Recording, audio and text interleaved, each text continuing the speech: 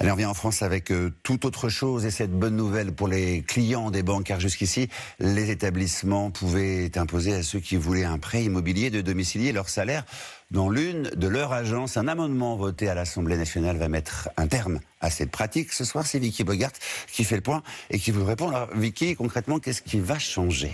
Eh bien, Xavier, vous l'avez dit, actuellement, si une banque vous accorde un prêt immobilier, elle peut vous obliger à domicilier vos revenus chez elle en échange d'un avantage. Exemple, des frais de dossier offerts ou encore un taux plus bas. C'est une exigence écrite dans un contrat qui peut durer 10 ans maximum. Problème, c'est une entrave à la mobilité bancaire et c'est contraire au droit européen. Un amendement donc au projet de loi Pacte va donc interdire cette pratique normalement dès le mois de juin, dès l'adoption définitive de la loi. Et vous pourrez donc avoir votre compte dans une banque et votre crédit immobilier dans une autre. Alors, serait-il plus facile donc ça de négocier son prêt immobilier ? Ça a des conséquences ? Eh bien, pas vraiment, non, parce que les taux d'intérêt sont en fait déjà très bas pour deux raisons. La concurrence entre les banques est rude, grâce notamment aux comparateurs en ligne, et les taux directeurs, les taux auxquels empruntent les banques, sont historiquement bas.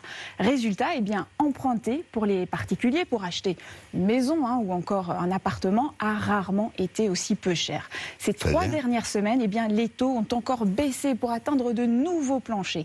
1,35% sur 15 ans, 1,55% sur 20 ans, 1,75% sur 25 ans. Ce sont des taux moyens, sans assurance évidemment, publiés par meilleurtaux.com. Et la bonne nouvelle, c'est que les taux devraient rester bas toute l'année. Alors, quelles sont les conséquences de ces taux si bas ? Alors, la durée des prêts s'allonge, près de 4 emprunts sur 10 se font sur 25 ans.